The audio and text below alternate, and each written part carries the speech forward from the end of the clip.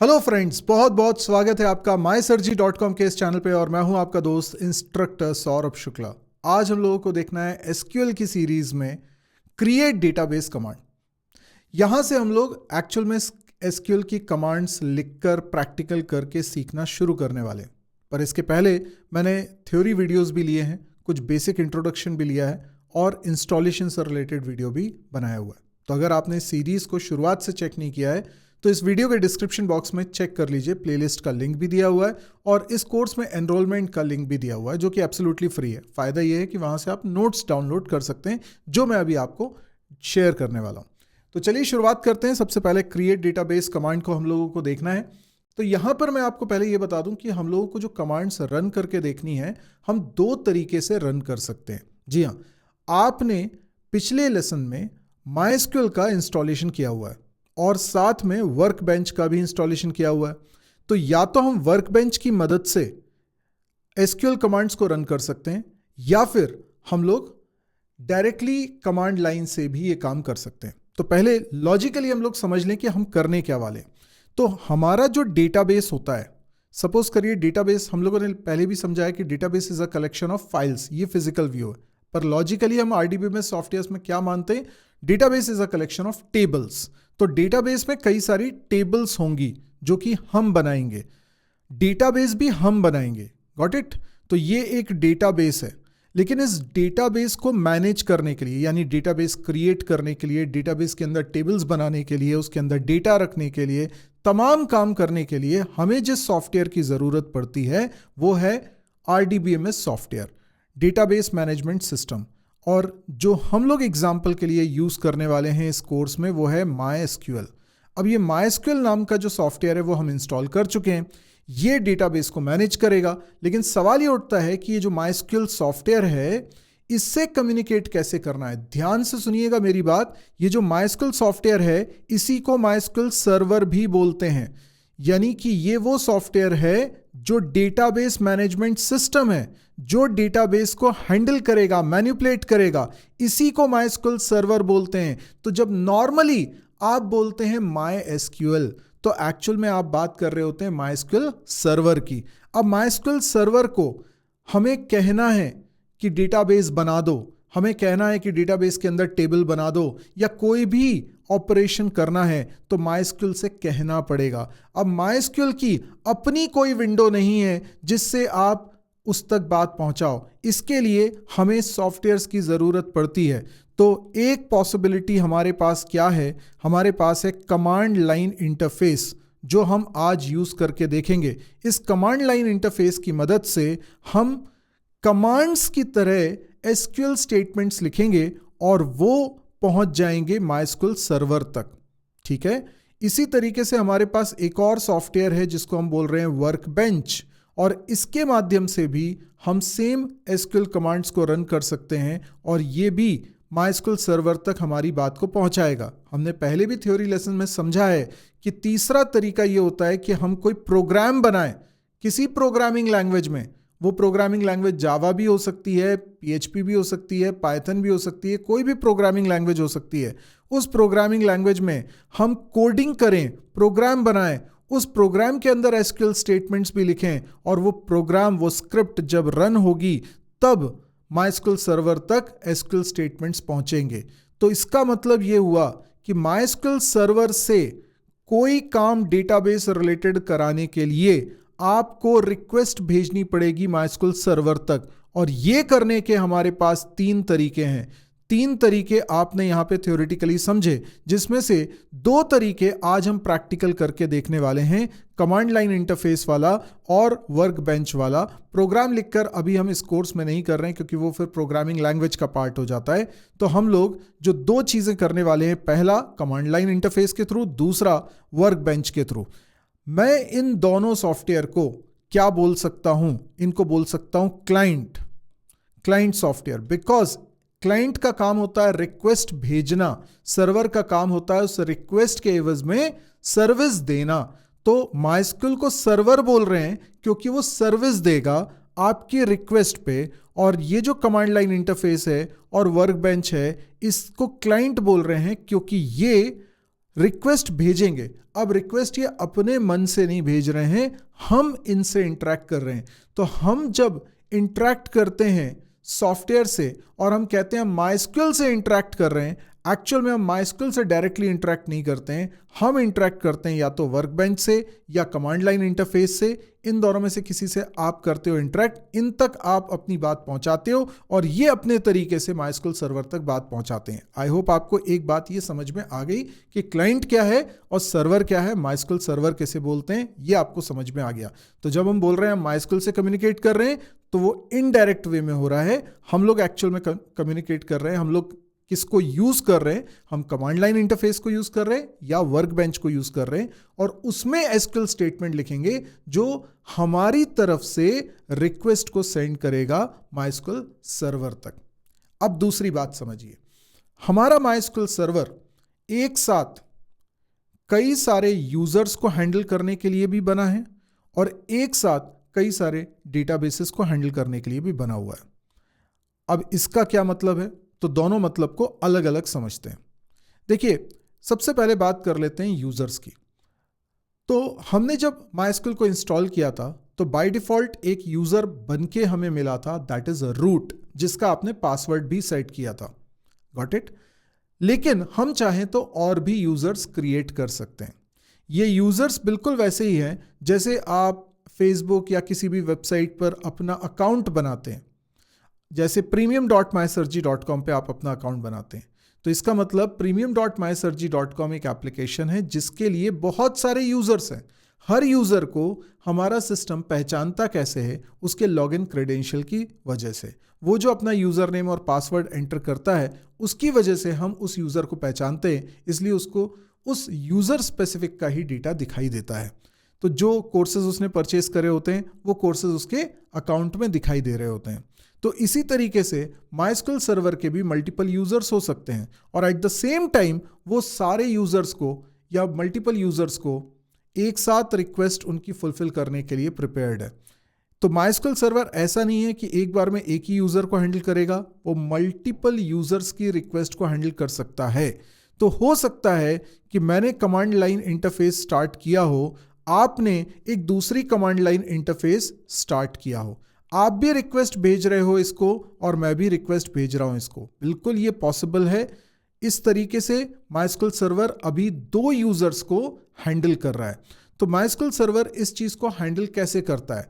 तो जब भी आप माइस्क्यूएल सर्वर को यूज करना चाहोगे तो सबसे पहला काम ये होगा कि आपको लॉगिन करना पड़ेगा। यानी मैं अपने कमांड लाइन इंटरफेस से लॉगिन करूंगा तो मेरा कोई यूजर नेम होगा, मेरा कोई पासवर्ड होगा। इसी तरीके से आप जब अपने कमांड लाइन इंटरफेस से लॉगिन करोगे तो आपका कोई यूजर नेम होगा, आपका कुछ पासवर्ड होगा। तो ये जब रिक्वेस्ट लॉगिन क्रेडेंशियल के साथ माइस्क्यूएल सर्वर तक पहुंचती है तो माइस्क्यूएल सर्वर उसको ऑथेंटिकेट करता है, चेक करता है कि ये लॉगिन सही है कि नहीं है, ये यूजर नेम पासवर्ड सही है या नहीं है। अगर सही है, अब इसका मतलब ये है कि माइस्क्यूएल सर्वर के पास पहले से कोई डेटाबेस बना हुआ है, पहले से कोई टेबल्स बनी हुई हैं जिसके अंदर यूजर्स की डिटेल्स रखी हुई हैं, जिसको देखकर माइस्क्यूएल सर्वर बता पाता है, ऑथेंटिकेट कर पाता है कि आपका लॉगिन क्रेडेंशियल सही है या नहीं है। अब मान लीजिए सही है तो वो आपको रिटर्न कर देता है कनेक्शन आईडी, जिसको आपको डायरेक्टली मतलब नहीं है लेकिन वो हिडन तरीके से कम्युनिकेशन में यूज होता रहता है। ये जो कनेक्शन आईडी है ये हमारे CLI को मिल गया, हमारे क्लाइंट सॉफ्टवेयर को मिल गया। अब जो भी कमांड मैं सेंड करता हूं, रन करता हूं SQL की, साथ में ये कनेक्शन आईडी भी माइस्क्यूएल सर्वर के पास हर बार जाता होगा।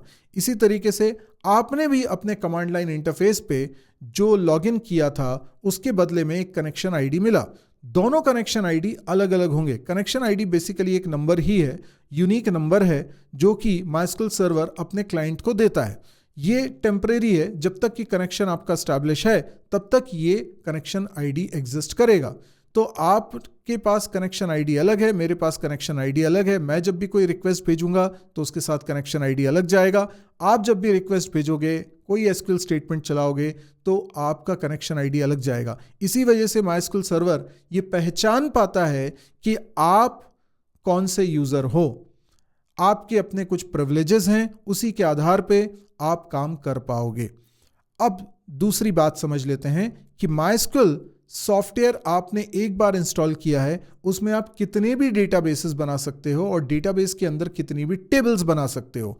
तो ये MySQL सर्वर कई सारे डेटाबेसेस को हैंडल करने के लिए सक्षम है। तो आप डेटाबेसेस बनाते भी हो, डिलीट भी करते हो, ये सारे काम आप करते हो। Got it? मेरे ख्याल से इतना इंट्रोडक्शन अभी आपके लिए सफिशिएंट होगा। अगर आपको मेरी बात समझ में आ रही है जितना मैंने बताया है, तो कमेंट सेक्शन में यस लिख दीजिएगा कि यस हमें समझ में आ रहा है। आपने इतना लिखा, भर के कमेंट करिए, इससे मुझे पता चल जाएगा कि जितना मैं बताता हूं वो तरीका सही है, वो आपको समझ में आता है। ये मेरे फीडबैक के लिए ज़रूरी है। अब हम लोग इसके आगे बढ़ते हैं। अब कहानी ये, अगर किसी को थोड़ी बहुत भी दिक्कत लग रही है, जितना वीडियो मैंने अभी तक बोला आप रिपीट पे फिर से सुन लीजिए, सो दैट कि आपको कोई दिक्कत ना आए। और अगर समझ में एक बार में आ गया है तो तुरंत लाइक कर दीजिए। अब यहां पर हम बात करते हैं क्रिएट डेटाबेस कमांड की। तो क्रिएट डेटाबेस सबसे पहली कमांड क्यों है, इसके बारे में हम बात क्यों कर रहे हैं? क्योंकि सबसे पहले आपको डेटाबेस ही बनाना पड़ता है। डेटाबेस के बिना आप टेबल्स नहीं बना सकते। डेटाबेस एक लॉजिकल बाउंड्री हो गई। एक एप्लीकेशन के लिए हम यूजुअली एक डेटाबेस बना रहे हैं, दूसरी एप्लीकेशन के लिए दूसरा डेटाबेस बना रहे हैं, तीसरी एप्लीकेशन के लिए तीसरा डेटाबेस बना रहे हैं। हम कितने भी डेटाबेसेस बना सकते हैं। हम कई सारे प्रोजेक्ट्स करेंगे, हर प्रोजेक्ट में कुछ डेटाबेसेस हो सकते हैं, एक भी हो सकता है, एक से ज़्यादा भी हो सकता है। तो जो डेटाबेस होगा वो हमें बनाना है। सबसे पहले डेटाबेस का अपना कुछ नाम रखना होता है और डेटाबेस के अंदर होती हैं टेबल्स। तो आपको जब भी डेटाबेस क्रिएट करना है तो उसके लिए आप कमांड यूज करते हो क्रिएट डेटाबेस। तो मैंने लिखा क्रिएट डेटाबेस और उसके बाद जो भी डेटाबेस का नाम रखना है वो आप रख सकते हैं। यहां पर ये एक एग्जांपल है कि मैंने लिखा क्रिएट डेटाबेस DB1। तो DB1 नाम से हमारा डेटाबेस बन गया है। मोस्टली एसक्यूएल स्टेटमेंट्स सेमीकोलन से एंड किए जाते हैं। फिर एक और कमांड है इसी जैसी, उसमें हम क्रिएट डेटाबेस के बाद एक और चीज लिखते हैं इफ नॉट एग्जिस्ट और उसके बाद डेटाबेस का नाम लेते हैं। हम जो कमांड यहां लिख रहे हैं लगभग वैसी कमांड ये भी है, फर्क सिर्फ इतना है नाम से ये खुद समझ में आ रहा होगा इफ नॉट एग्जिस्ट। तो अगर इस नाम का डेटाबेस पहले से क्रिएटेड नहीं है तो ही नया डेटाबेस क्रिएट करो। तो ये ज्यादातर प्रैक्टिकली यूज में आता है, पर अभी सीखने के लिए हम ये कमांड चला सकते हैं। तो ये सब अब करके कहाँ देखना है, तो मैंने आपको बोला था कि मैं दो तरीके से आपको करके बताऊंगा। तो यहाँ पे वो दोनों तरीके आपसे मैं साझा कर रहा हूँ। सबसे पहले देखिए, ये वर्क बेंच है और ये हमारा टर्मिनल है। जैसे आप कमांड लाइन यूज़ करते हैं विंडोज़ मशीन पे, वैसी मैक मशीन पे आप टर्मिनल यूज़ करते हैं। तो मैंने टर्मिनल यूज़ कर लिया है। यही कमांड, ऐसी कमांड आप कहाँ करेंगे? आप करेंगे विंडोज़ में कमांड लाइन पे। तो पहले हम इसको देखते हैं, फिर वर्क बेंच को देखेंगे। तो आप यहाँ पे नोटिस करें कि मुझे सबसे पहले तो लॉगिन करना पड़ेगा, तब जाके मैं कम्युनिकेट कर पाऊंगा। मैं MySQL से बोलूं कि डेटाबेस बना दो तो वैसे नहीं बनाएगा, पहले ये बोलेगा कि आप एक वैलिड यूज़र तो होने चाहिए। तो अगर मैंने यहाँ पर कुछ भी लिखा SQL स्टेटमेंट तो वो रन नहीं करेगा, क्योंकि अभी मैंने MySQL को से कम्युनिकेट नहीं कर पा रहा हूँ, क्योंकि ये जो कमांड लाइन है ये कोई MySQL क्लाइंट नहीं है। मुझे MySQL क्लाइंट पे लॉगिन करना पड़ेगा ना। तो कैसे करेंगे? तो उसके लिए हम कमांड लिखेंगे MySQL, देखिए MySQL, और उसके बाद लिखेंगे -u, ये यूज़र नेम के लिए है, और इसके बाद हम लोग यूज़र का नाम लिखेंगे, दैट इज रूट। अभी जो हमारे पास डिफ़ॉल्ट यूज़र है वो कौन सा है? वो है रूट। और इतना करके एंटर प्रेस करेंगे तो आप देखिए कि ये क्या बोल रहा है, access denied for user root @localhost। तो इसका रीज़न ये है कि हम बिना पासवर्ड के एक्सेस करना चाह रहे हैं।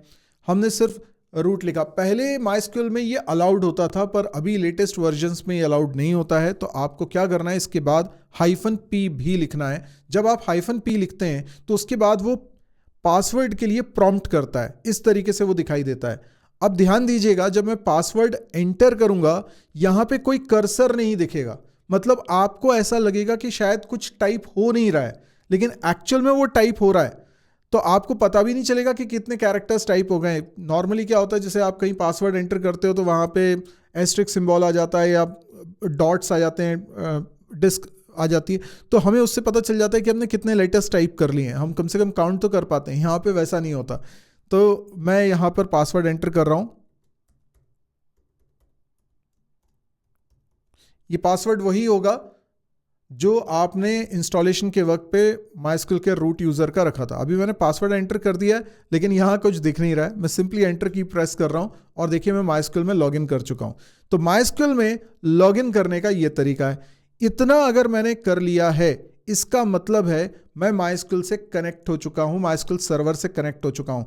अगर मैं जानना चाहता हूं कि मुझे क्या कनेक्शन आईडी मिला है, देखो यहां पर जो इसने लिखा है वो सिर्फ वेलकम मैसेज है।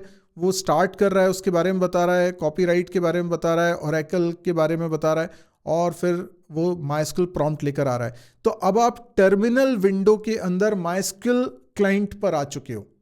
क्या बोल रहा हूं मैं? ये टर्मिनल विंडो है, जैसे विंडोज में कमांड प्रॉम्प्ट होता है, उससे उसकी हेल्प से आप उसी विंडो में ओपन कर चुके हो MySQL क्लाइंट सॉफ्टवेयर को। इसीलिए प्रॉम्प्ट क्या आ रहा है? MySQL आ रहा है। तो चलिए इसको भी देख लेते हैं। अब यहां पर सबसे पहली कमांड जो मैं आपको सिखा रहा हूं वो है स्टेटस कमांड। स्टेटस कमांड आपने एंटर करी तो क्या आउटपुट में आ रहा है? ये स्टेटस बता रहा है कनेक्शन का। इसमें कनेक्शन आईडी देखिए, एक नंबर दिया हुआ है 10। करंट डेटाबेस, क्या आप डेटाबेस सेलेक्ट कर चुके हो? देखो एक कॉन्सेप्ट और ये है कि जब आप MySQL से कनेक्ट हो गए हो, अब आपको काम करना है, मान लीजिए किसी टेबल में डेटा रखना है। अभी वो टेबल किसी डेटाबेस के अंदर ही होगी, बिना डेटाबेस के टेबल नहीं होगी। अब डेटाबेस एक घर है और टेबल उसका एक कमरा है, तो हमको पहले डेटाबेस सेलेक्ट करना पड़ेगा, क्योंकि हमारे सिस्टम में बहुत सारे डेटाबेसेस हो सकते हैं। MySQL एक साथ बहुत सारे डेटाबेसेस को मैनेज कर रहा है, तो बहुत सारे डेटाबेसेस में से कौन से डेटाबेस पे आप काम करना चाह रहे हो, you have to select it first. लेकिन सेलेक्ट आपने अभी तक तो करा नहीं है, इसलिए करंट डेटाबेस की जगह पर खाली दिखाई दे रहा है। करंट यूजर कौन है? Root @local host. तो लोकल होस्ट पे हमारा ये MySQL सर्वर रन कर रहा है, सेम मशीन पे है। SSL not in use, current pager, STD out, ये सारी डिटेल्स हैं। यूजिंग डिलिमिटर सेमीकोलन हम हर बार लगा रहे हैं, ये सारी चीज़ें हैं। और अप टाइम बता रहा है 22 मिनट्स 41 सेकेंड। इतनी देर से ये MySQL सर्वर ऑन है, भले ही मैंने लॉग इन कर रहा हूँ, लेकिन ये इतनी देर से ऑन है। और भी बहुत सारी इंफॉर्मेशन वो दे रहा है। ठीक है, ये इंफॉर्मेशन हो गई। अब ये पहली स्टेटमेंट, पहला कमांड आप लोगों ने देख लिया। अब हम बात करते हैं हमारी जो कमांड हम सीखना चाह रहे हैं क्रिएट डेटाबेस की। लेकिन उसके भी पहले मैं एक और कमांड आपको सिखाने वाला हूं जिसका नाम है शो डेटाबेसेस। ठीक है, मैं यही चीजें एक बार यहां पर लिख देता हूं। ठीक है, कि हमने क्या क्या किया। ठीक है, देखिए सबसे पहले मैंने आपको बताया स्टेटस कमांड के बारे में। स्टेटस, ठीक है, ये पहली कमांड हो गई। दूसरी कमांड क्या है जो अब मैं सिखा रहा हूं आपको? Show databases. अब ये जो कमांड है, ध्यान रखिएगा SP लगेगा लास्ट में। शो डेटाबेसेस एक कमांड है जिसका काम है कि MySQL सर्वर के पास जितने डेटाबेसेस हैं वो आपको दिखा दे। इनफैक्ट आप अगर ऐसे यूजर हैं जिसको प्रिविलेज है सारे डेटाबेसेस देखने की, तो आपको यहां दिखेंगे। अभी आप रूट यूजर हो, रूट यूजर को सारे ही प्रिविलेज होते हैं, तो प्रिविलेजेस की अभी कोई टेंशन ही नहीं है, सब कुछ दिखेगा। तो शो डेटाबेसेस की मदद से हम लोग डेटाबेसेस देख सकते हैं। तो मैं यहां पे लिख रहा हूं शो डेटाबेसेस, और देखिए अभी मुझे पता चल रहा है कि अभी तक MySQL जब से मैंने इंस्टॉल किया इसमें कोई डेटाबेस मैंने नहीं बनाया था, कोई टेबल नहीं बनाई थी, फर्स्ट टाइम यूज कर रहा हूं। तो यहां पर आप देखें फिर भी 4 डेटाबेसेस ऑलरेडी बने हुए हैं। ये रिजल्ट यहां पर पता चल रहा है हमको। एक डेटाबेस का नाम है इंफॉर्मेशन स्कीमा, एक डेटाबेस का नाम है MySQL। यस, MySQL नाम का एक डेटाबेस भी होता है और ये बड़ा इंपॉर्टेंट डेटाबेस है। इसके अलावा परफॉर्मेंस स्कीमा भी है और SIS नाम का भी एक डेटाबेस है। ये जो MySQL है ना, इसी डेटाबेस के अंदर कुछ टेबल्स हैं पहले से बनी हुई, और उन टेबल्स में से भी कोई टेबल है जिसमें यूजर्स की इंफॉर्मेशन रखी रहती है।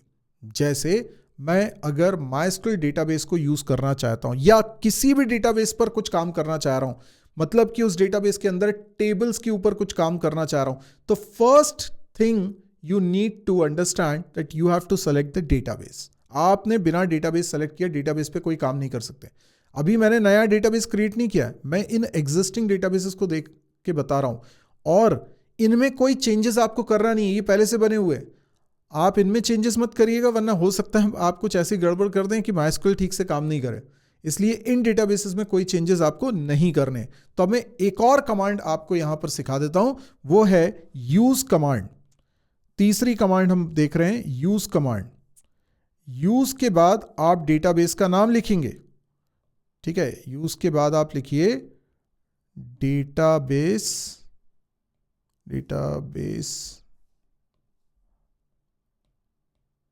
नेम, ठीक है। जिस डेटाबेस को आप यूज करना चाह रहे हैं उसका नाम आप लिख देंगे। सो बेसिकली यूज कमांड से ये होता है कि आप डेटाबेस को सेलेक्ट कर रहे हो और एक समय में एक यूजर किसी एक डेटाबेस पर ही एक्टिव हो सकता है। मतलब अगर मैंने कोई डेटाबेस सेलेक्ट करा, अभी तो देखिए कोई डेटाबेस सेलेक्टेड नहीं है ना, ये स्टेटस कमांड ने हमें बता ही दिया था। अब मैं यहां पे लिख रहा हूं यूज, कौन सा डेटाबेस आप सेलेक्ट करना चाह रहे हो, जैसे मैंने बोला सिस, ठीक है। तो आप देखो क्या बोल रहा है, reading table information for completion of table and column names, you can turn off this feature to get a quicker startup with a. ठीक है, वो छोड़ दीजिए। डेटाबेस चेंज लिखा हुआ आ रहा है।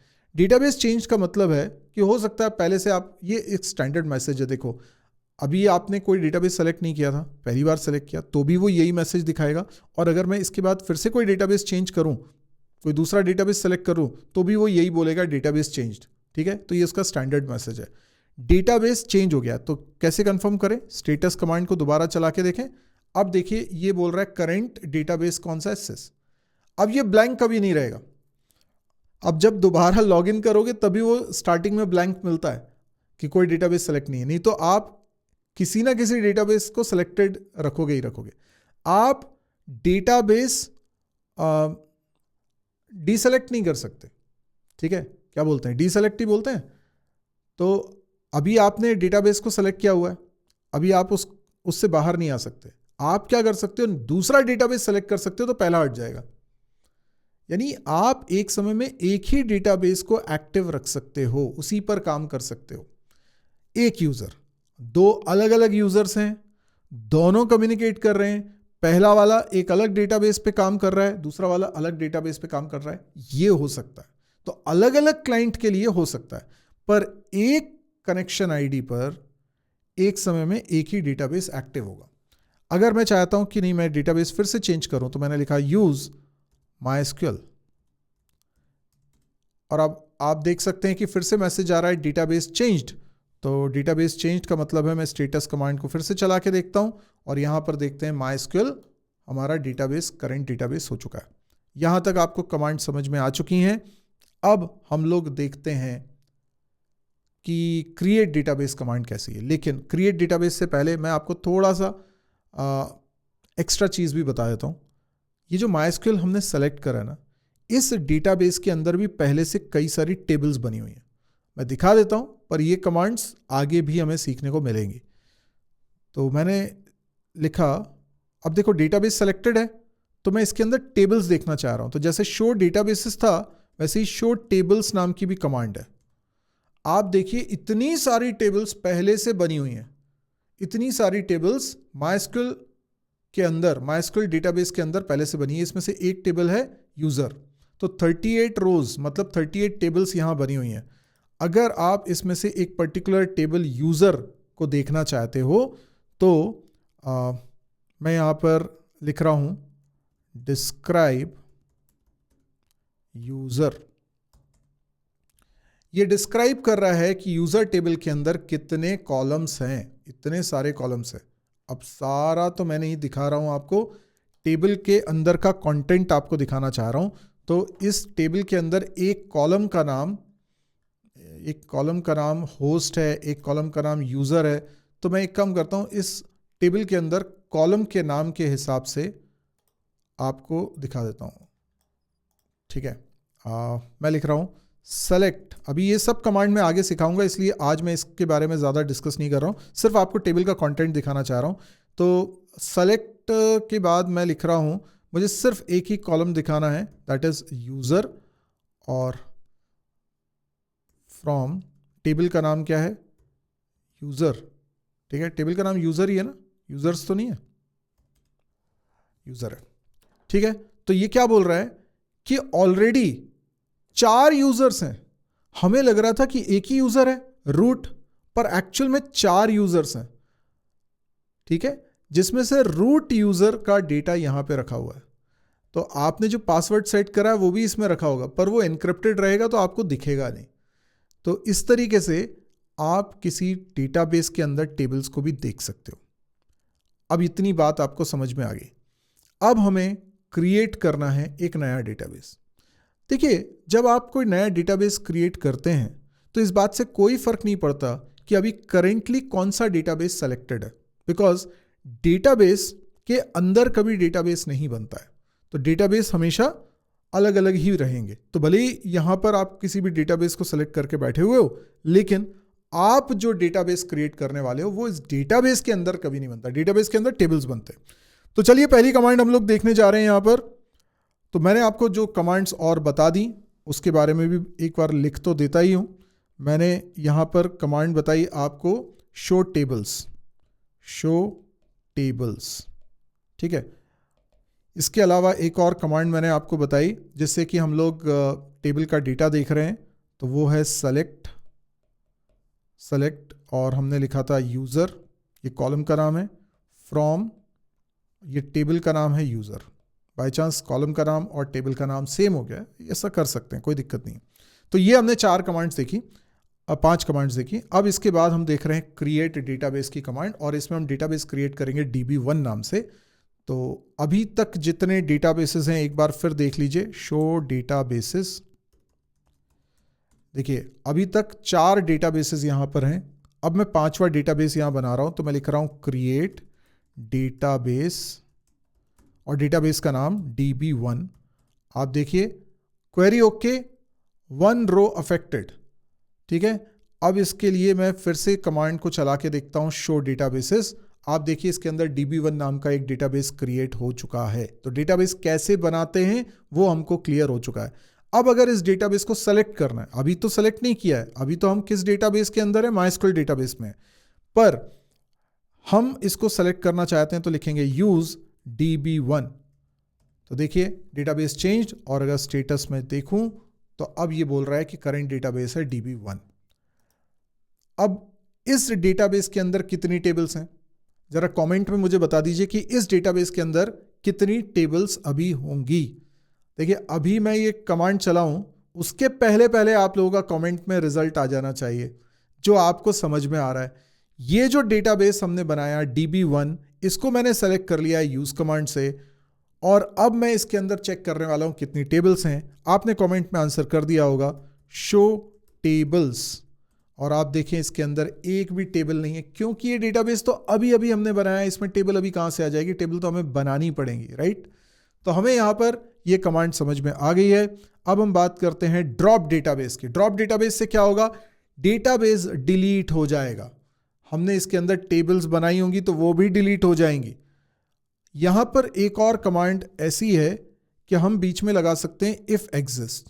तो अगर डिलीट होगा तो तभी होगा जब वो एग्जिस्ट करता होगा, ठीक है, नहीं तो वो कमांड अननेसेसरी एरर देगा। तो हमें मालूम है कि db1 नाम का हमने डेटाबेस बनाया है, इसको अगर हमें डिलीट करना है तो हम कर सकते हैं। कैसे डिलीट करेंगे, हम लिखेंगे ड्रॉप डेटाबेस db1। ठीक है, ये हमने कर दिया, क्वेरी ओके, और यहां पर फिर मैं स्टेटस देखना चाहता हूं। अब जरा सोच के देखिए, मैंने db1 डेटाबेस सेलेक्ट कर लिया था, यस, तो मेरा करंट स्टेटस क्या था, करंट डेटाबेस कौन सा था, db1, लेकिन अब db1 नाम का डेटाबेस एग्जिस्ट ही नहीं करता। तो अब आप मुझे कमेंट सेक्शन में बताइए कि करंट डेटाबेस कौन सा होगा। मैं ये एंटर हिट करूं, उसके पहले वीडियो को पॉज करके पहले आप कमेंट कर दीजिए कि अभी कौन सा डेटाबेस सेलेक्टेड है। देखो, आपका कमेंट करना इंपॉर्टेंट है क्योंकि ये वन वे कम्युनिकेशन होता है, तो मुझे लगता है कि आपका रिस्पॉन्स आता रहे। आप जागृत अवस्था में बैठे हैं, ये भी तो ज़रूरी है ना। तो आप कमेंट करिए, आपके कमेंट्स में पढ़ूंगा, और पढ़ूंगा तो मुझे समझ में आएगा आप कितने एक्टिवली इस कोर्स में पार्टिसिपेट कर रहे हैं, और वो मेरे मोटिवेशन के लिए ज़रूरी है। इतना तो बनता है यार, फ्री कोर्स है, इतना तो आप कर ही सकते हो। तो चलो कर दिया। अब मैं आपको बताता हूँ, स्टेटस कमांड मैंने चलाई है, कोई डेटाबेस सेलेक्टेड नहीं है। This is the only scenario where current database is blank. मतलब एक तो जब लॉगिन किया था तब करंट डेटाबेस ब्लैंक था, और अब क्योंकि हमारा डेटाबेस जो सेलेक्टेड है उसी को हमने डिलीट कर दिया, और डिलीट करने के लिए ड्रॉप लिखते हैं, डिलीट नहीं लिखते हैं। तो ड्रॉप कमांड की मदद से डेटाबेस डिलीट कर दिया, तो उसके कारण ये करंट डेटाबेस अभी कोई सा भी सेलेक्टेड नहीं है। तो अभी आप टेबल क्रिएट करने की कमांड नहीं चला सकते। क्यों? क्योंकि जब तक डेटाबेस सेलेक्ट नहीं किया तब तक आप टेबल क्रिएट नहीं कर सकते। आपका ये भी पूछना हो सकता है कि जो डेटाबेसेस पहले से बने हुए हैं, क्या उसके अंदर हम नई टेबल बना सकते हैं? बना सकते हैं, पर बनाना नहीं है, क्योंकि वो सिस्टम के यूज़ के लिए है, वो माइस्क्यूएल के यूज़ के लिए डेटाबेसेस हैं, तो उनमें आपको छेड़खानी नहीं करनी है।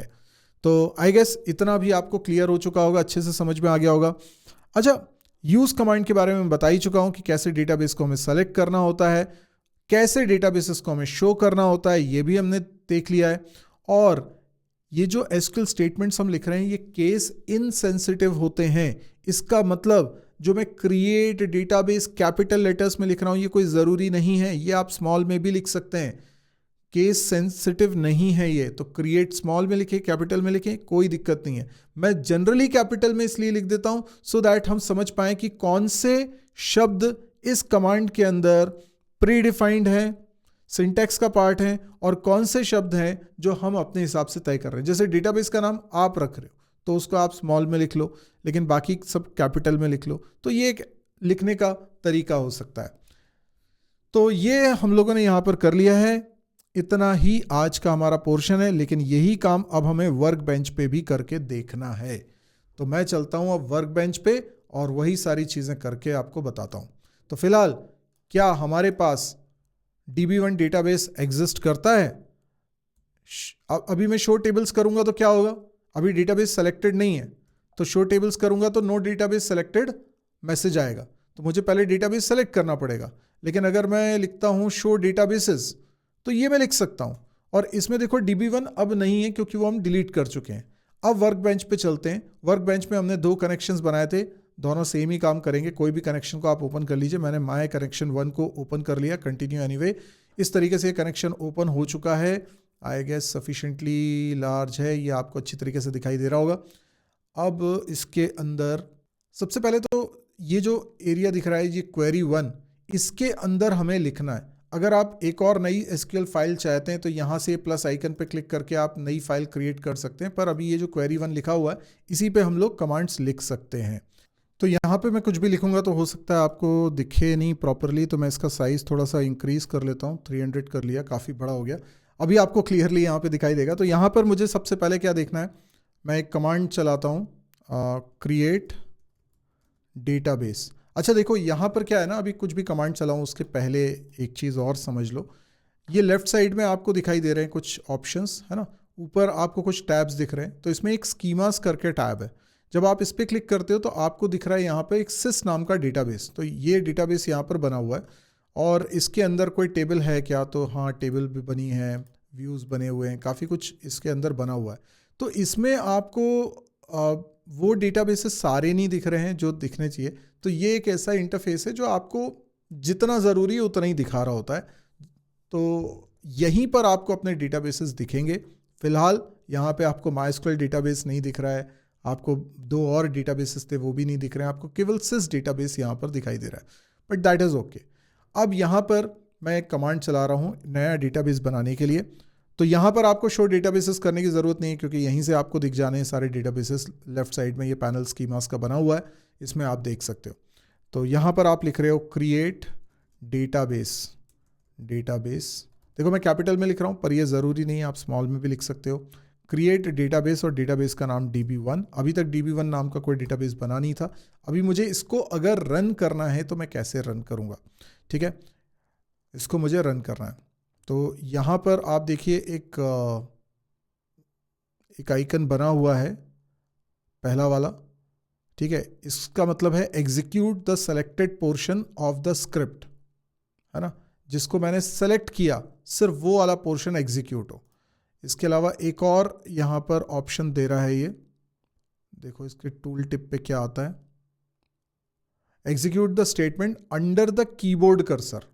तो कीबोर्ड कर्सर पे जो स्टेटमेंट है उस वाली लाइन का बस वो रन होगा, ठीक है। अभी मैं इसको सेलेक्ट किया हुआ है और इसको मैं रन कर रहा हूँ।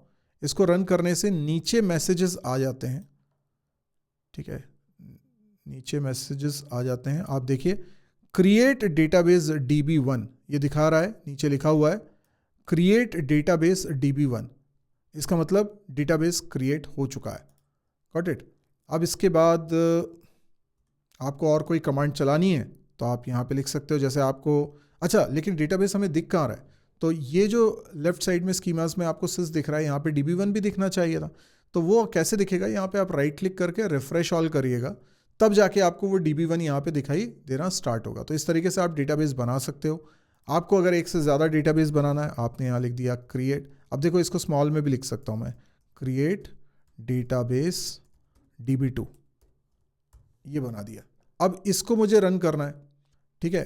अब अगर मान लीजिए मैं किसी को सेलेक्ट नहीं करता हूँ, जैसे इसको सेलेक्ट करूँगा तो ऐसा दिखेगा ना, अभी मैं किसी को सेलेक्ट नहीं करता हूँ और एग्जीक्यूट कर देता हूँ, क्या हो रहा है इसमें, क्रिएट डेटाबेस DB1 ये कमांड वर्क नहीं कर रही। क्यों? क्योंकि ये DB1 नाम से ऑलरेडी डेटाबेस बन चुका है, तो सेम नेम से दोबारा डेटाबेस नहीं बनेगा।